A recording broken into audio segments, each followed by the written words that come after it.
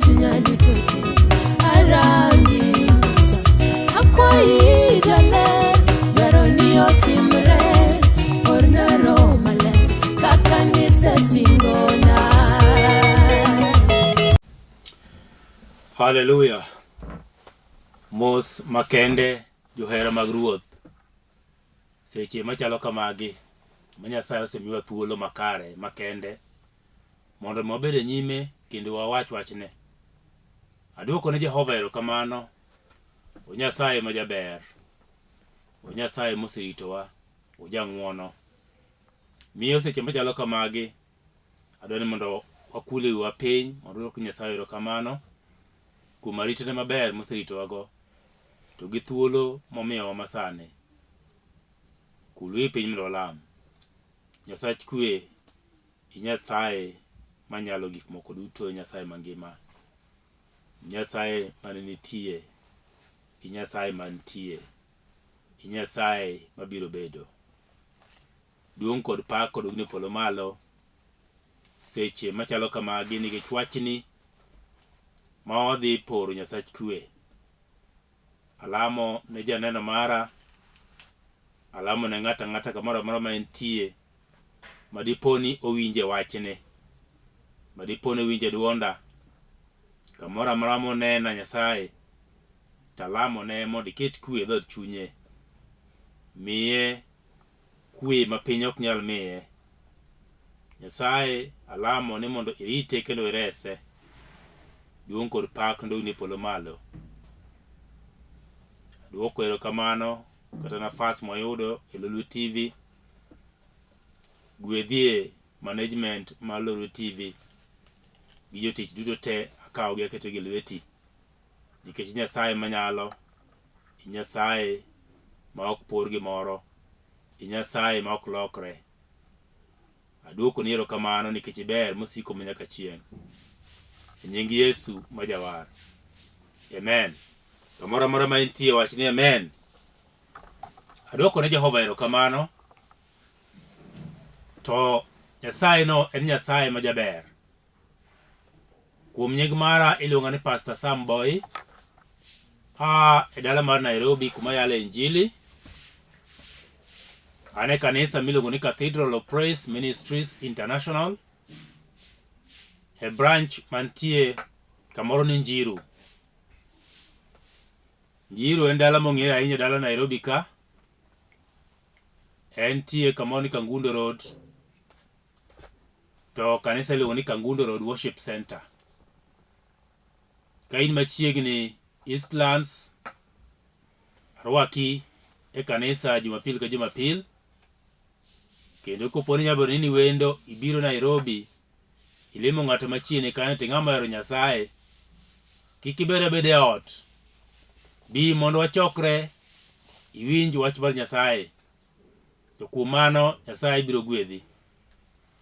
Adwani mondo wadhi e wach Nyasaye achiel kachiel. E buk mar Jorumi. Jorumi 13. Matindo chakre 8 kanyo. Abiro some nyaka 14. Muma wacho kama: kik uber jogop ng'ato, mak mana gopu en ni uherru ng'ato gi ng'ato, nikech jal ma ohero ng'ama chielo osetieko chik duto. Chikgi eki: kik iterri, kik ineki, kik ikwel, kik igombi, kod chik moko duto gin ei wachne.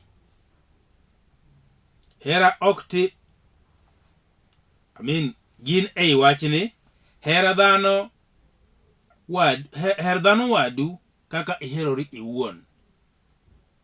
Hera ok tim marach ni wadgi, emomiyo hera tieko chik duto.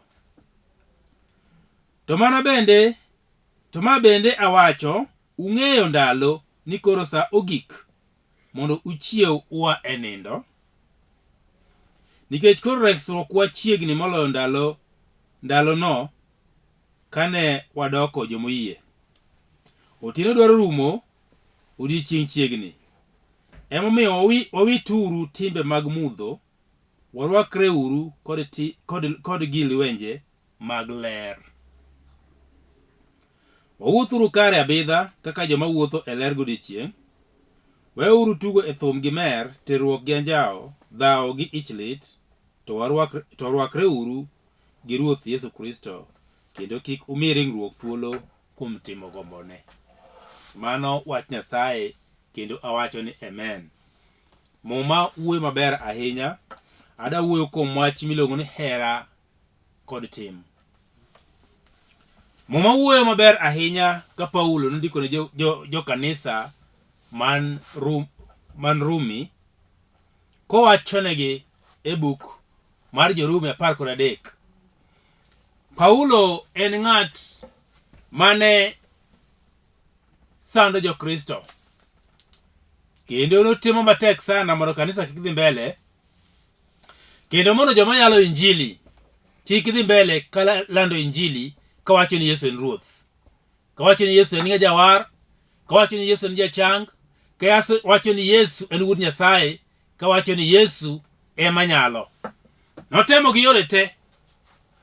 To muma kono ni ng'wono mar Nyasaye en ng'wono mang'eny kendo mogundho. Noromo kode ni chieng' moro achiel ka en e yorene mag tich mag manyo jo Kristo, kendo makogi kendo ketogi e jela. Kane okawo barupe kuom jomadongo, to muma wachono ni koro kane oseyudo lokruok, nobedo kaka siro mar injili, ng'at ma koro ne siro injili moingo ji duto te, kata moko manowuotho kod Yesu. Muma wacho ni kane omako wach Nyasaye moyude, to nodonje gi tekone te, gi pache te, mochako ng'eyo maber ni to Yesu Kristo ni ng'a nade, to Yesu Kristo ni ochal nade, to Yesu Kristo ni adieri en Wuod Nyasaye koso kod Wuod Nyasaye. To nochako nikech ng'at mantie osomo nyaka sheria mag kanisa, chike duto te nong'eyo. En ng'at manodhi skul manosomo maber. Omiyo koro kane olonyo wach mar lando injili, nomake mochako luwe maler ratiro, moneno gima nitie e wach mar Nyasaye. Mofwenyo nyaka gima nego bed ni ji timo, gima ok onego bed ni ji timo kaluwore gi nyenro mar wach Nyasaye. Miyo nondiko ni Jorumi mokonegi ni seche machalo kamagi onego ibed ng'at mantie thuolo kod nyawadu. Piny masani nitie ji momoko kod weche mang'eny gi jowadgi. To muma koni kik ibed jagop ng'ato, bed thuolo kod ng'ata. Nikech ang'o? Nikech gowi nosechulnwa gi Yesu Kristo Wuod Nyasaye. Koro mang'eny manyalo bedo godo gi jowadwa. Muma koni kik wabed kod gowi moro amora.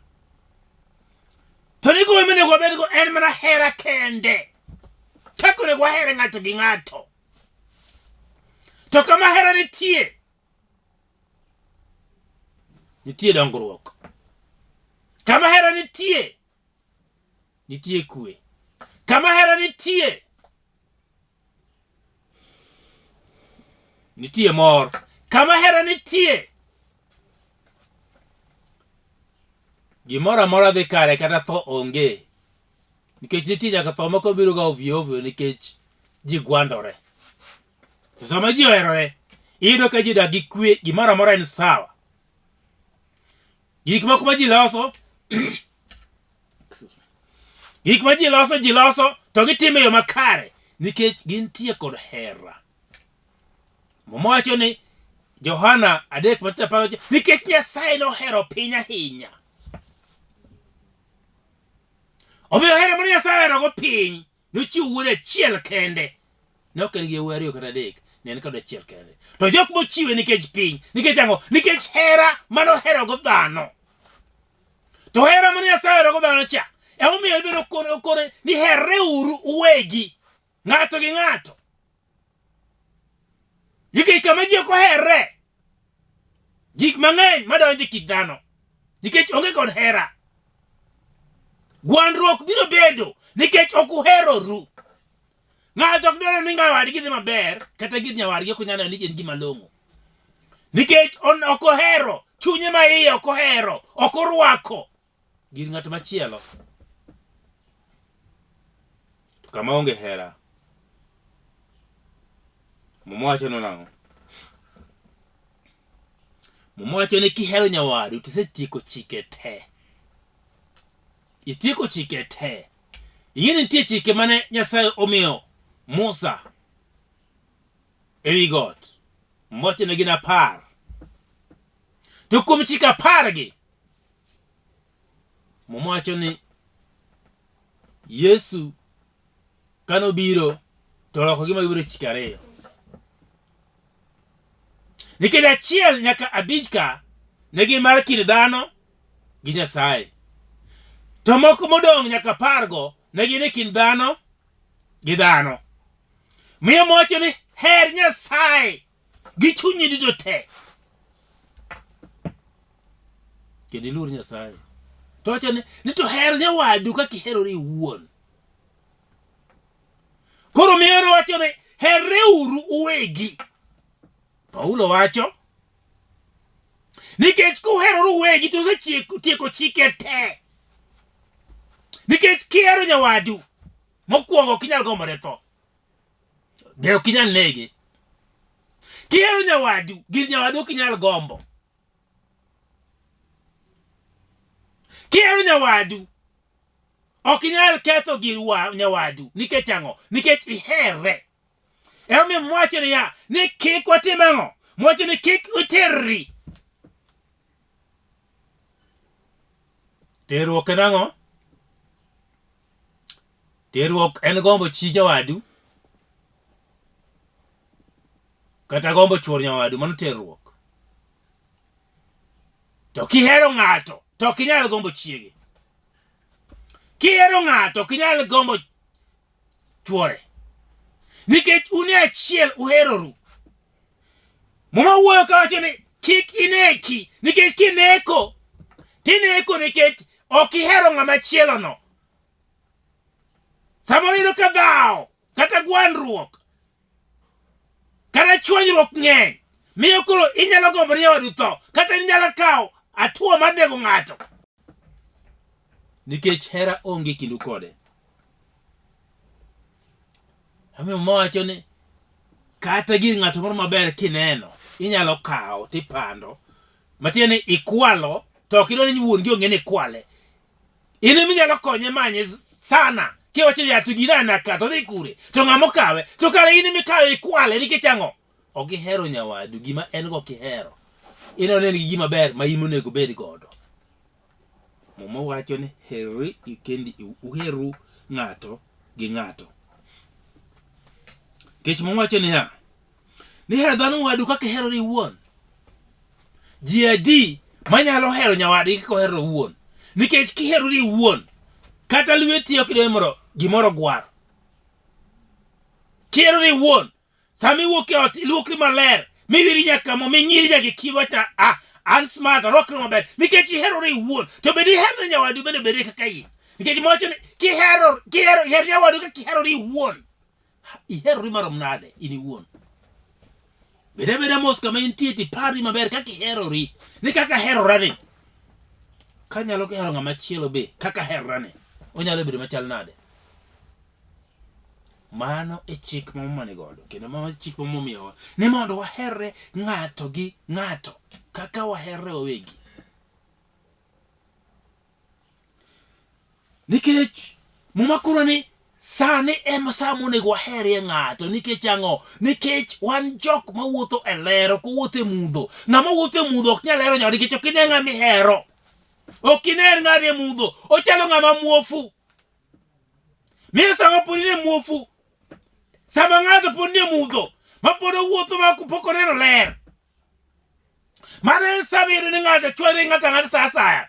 Nyalo yudo ni ng'ato ok nyal hero gir nyawadgi sa asaya. To ng'ama mosebedo makoro nie ler mowuotho e ler, Muma wacho ni en koro onego otim gima ler. gima ni kare, nikech koro osea mudho. Kama mudho nitie, ler ok nyal bedi. To kama ler nitie, mudho ok nyal bedi.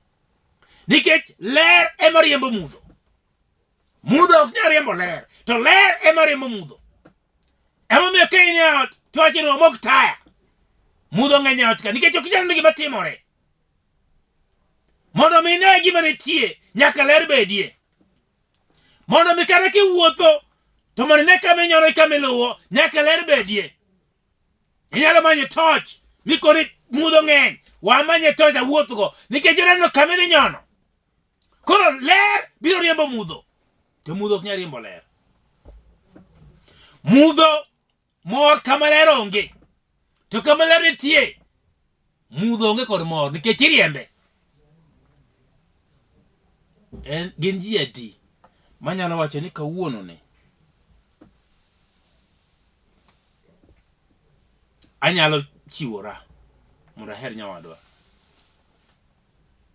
nikech mwacho ni otieno en sa mar nindo, nikech mudho yudore gotieno. To sama ng'ato ni ler en sama koro ng'ato chiew don otim timbene, otim tijene, odhi e yorene, odhi e wuodhe. Mane gima koro ng'ato nyalo timo kama nitie ler.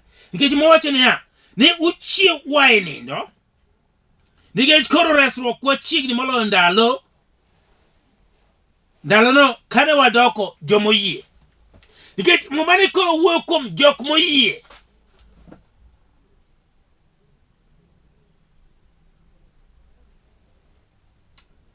Wanyisi ni ng'at mondiko mumani iluongo ni Paulo. Chon iluongo ni Saulo. To ng'atni kano yudo warruok. Kano yudo warruok mong'eyo gima Yesu en. Momwachi ni noneno ler. To ler manoneno no nogoye kod mbi. Maler no nochwado wang'e, molokore mudho, yani nolokre muofu. Nokonen. Nikech ler mane obiro ne nitie kod teko moingo tekone. To mwacho ni kalende to nodonjo kuome to nogore piny.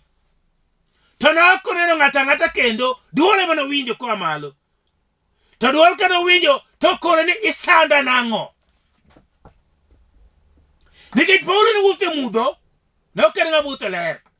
Koro ne chuny nyaka ler bi moa e polo mondo mi orese oa e mudho kama ne entie. To mwacho ni kone, duolo kone.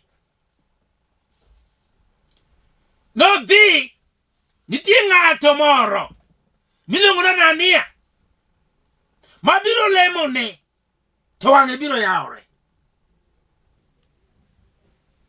Adekore ni tim mitimo gi kaka iwuotho gi gimoro amora mitimo e kit ngimani, kik ipar ipondo kamoro. Gigo duto te ginenore e lela. Kik ipar ni nitie kamoro minyalo ponde. Ma gimoro Nyasaye ok ne gimitimo. Nyasaye neno gimoro amora ma ng'ata ng'ata timo. Emomiyo Anania ne ok ong'eyo ni kare entie kod teko malemo ni Paulo machangi. To Nyasaye mapolo malo nosenene na Anania ni tichna. Omiyo noseoro nyaka wach ni mondo odhi olem ne Paulo. To en kana winjo ni Paulo nobuok moko ni ng'at manego ji cha. Ng'at manego wacha. Ng'at manego gino Nyasaye nene kata gin polo mar manego ji. Ok ni opondo. Miyo gimoro matimo ka itimo ne mudho to biro yangore lele chieng' moro. Nikech Nyasaye ne ni kamoro amora ma entie. En to kod mudho ne ok one gimoro mudho. En onene mudho to nene ler. Miyo gimoro ma ng'ato time kor piny ka onge gima ng'ato nyalo pando ni Jehova. Ng'ato nitie ni Jona kano tamore. Nyasaye oseyiere maber moluonge. Mokore Jona, adwa ori mondo idhi e piny cha, idhi iland injili.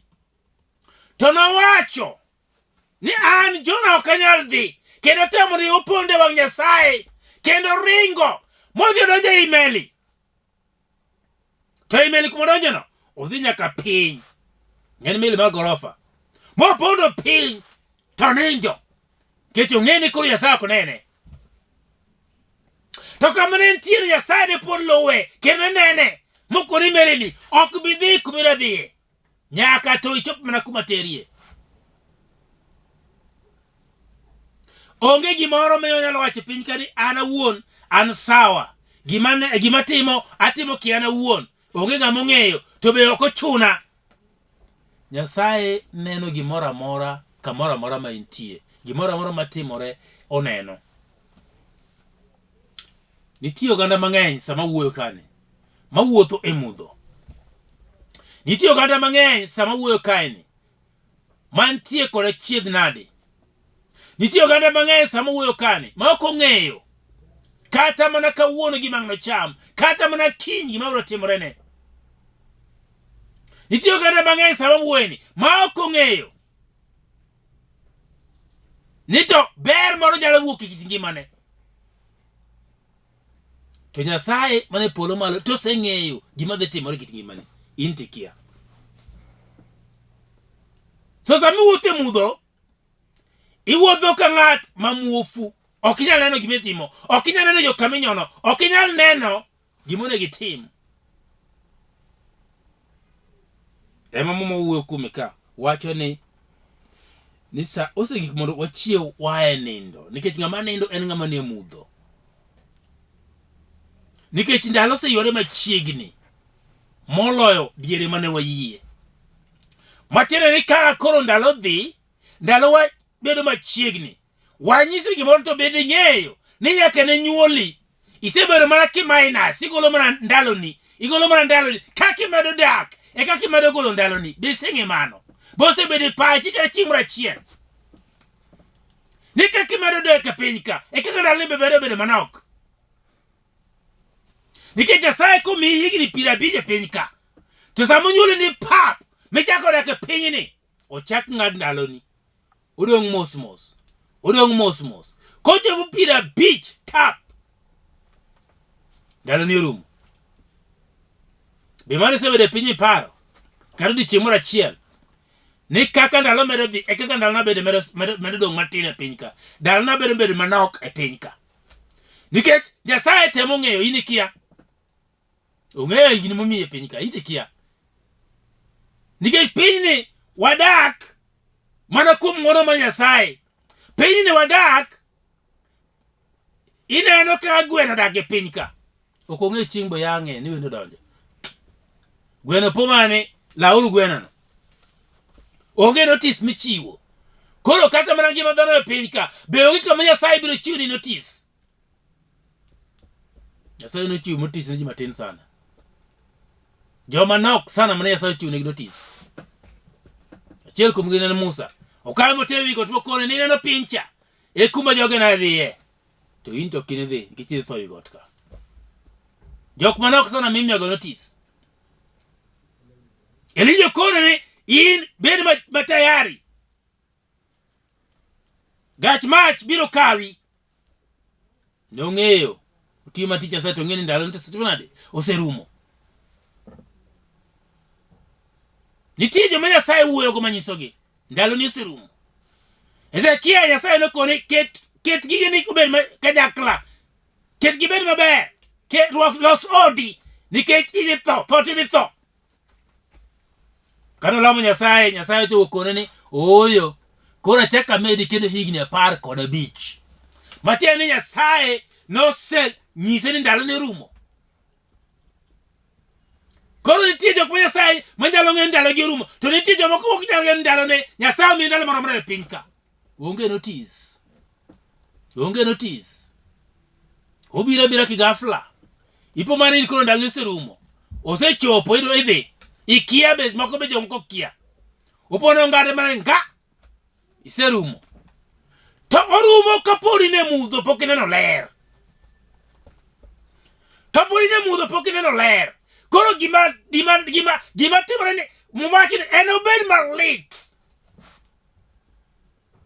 malit ne jogo go. En obed malit ne jogo go mapoko yie kumbur Nyasaye. Kech momo wacho ni ibiro witogi magidhi e mudho. To ko witgi e piny mar mudho, momo wacho ni kune mantie kod muodo lak to gi ywagruok kod muodo lak. Nikech gin e mudho pok gineno ler. Nyasaye ok dwar mondo ji sik e mudho. Nyasaye dwaro mondo ji one ler mare. Nyasaye dwaro mondo ji owuoth kode e ler mare. Nikech nosekelo ler. E omiyo mowacho pok ma jakruok ni piny notimo mudho. Piny notimo mudho. To Roho mar Nyasaye ne wuotho e wi piny. To notimo mudho. To Nyasaye nopogo mudho kod ler. Ma mudho luongo notieno. To ler luongo odiechieng'. To kisomo maber ni gik moko duto ne timo e ler, ne ok tim e mudho. Miyo ng'at madwa bedo kod Nyasaye, malong'o ne Nyasaye, nyaka tim gima wach Nyasaye wacho. Miyo ang'eyo ni nitie ng'ato moro mapok oyudo hera mar Nyasaye. To be ok inyal hero nyawadu kionge kod hera mar Kristo. Ma Kristo pok oyudo hera mare. Nyaka ibed gi hera mar Kristo eka inyalo hero ng'ato. Nikech ok oyot, en tich matek mar hero ng'ato. To bende mondo mi iwuothe herano, nyaka ikuong ine ler mondi. Kukine hera mar Nyasaye. Dona lamie kodi seche machalo kamagi. Kamoro amora ma intie dona lamie kodi okwa Nyasaye. Mondo mi ogolie teko mag mudho, oketie ler mare. Mondo mi wuoth gi Jehova, wuoth gi Nyasaye e yore mowinjore gi yore madwarore. Kama intie kulu piny mondo lam. To kapok iyudo Yesu, adwa chak kodi monde. Idhi wacho kaka wacho. Wach ni Ruoth Yesu, abiro iri. War dhod chunya. Nikech ajaricho. Asebedo kawuotho e yo ma ok ni kare. Asebedo kawuotho e mudho. To kawuono ni sechegi keta e ler mari. Kendo imiya kwe mari kaachiel kod herani. Aduoko ni erokamano kuom moro dhod chunya. Amen. Adwa lame kod ng'ato. Intie kod wach moro mirando Nyasaye oloni. Intie kod tuo moro mathago wiyi kabisa. Kata in gi jatuo moro mosebedo ka tuo. Gimoro amora ma in go, wach moro amora ma in go dhod chunyi dende ikete nyime Nyasaye. Kaw lweti kede dhod chunyi sama dhi lemoni ni. To Nyasaye biro timo maber. Nyasaye biro resi, Nyasaye biro miyi gima idwaro. Nyasaye biro kelo chang. Nyasaye biro pari. Kulwi kama intie mondo lam. Duong' kod pak odogni polo malo Jehova. Nyasaye mangima, Nyasaye ma ok lokre. Janeno mara nitie kod dwaro dhod chunye. Kendo keto lwete dhod chunye sach kwe, nikech chuny e kama ngima mar dhano chakre. Nyaka paro te ai chuny dhano. Nyasaye gimoro amora modwaro yud kuomi, obed ni en chang, obed ni en gweth, obed ni en loch mane modwaro ni lo ne Nyasaye. Akete lweti. Pare Nyasach kwe, timne maber. Ang'eni weche ng'eny. To gik mathago chuny dhano bende ng'eny. Tapuodhe e nyimi Nyasach kwe. Mondo imule kod lweti maratego. Igonye Nyasach kwe e tonde duto te mag jochiende mag jawasigu. Iketi kare Nyasach kwe. Kwe mari obede dhod chunye. Duong' kod pak odogni polo malo nyingi Nyasaye ma jawar. Amen. Namba ni screen kanyo. Ka intie kod wach inyalo goyo achiel kuom namba go 0722944623 kata 0731495873. Kigo ne binigo simba en ga 24 hours ok lorega to flashing ema temo discourage. Ket pesa matinde go simu. Nyasach kwe biro gwedhowa. Duong' kod pak odogni polo malo. Ng'wono. Shalom. Amen. Atingo bada, renyisi mar Sara.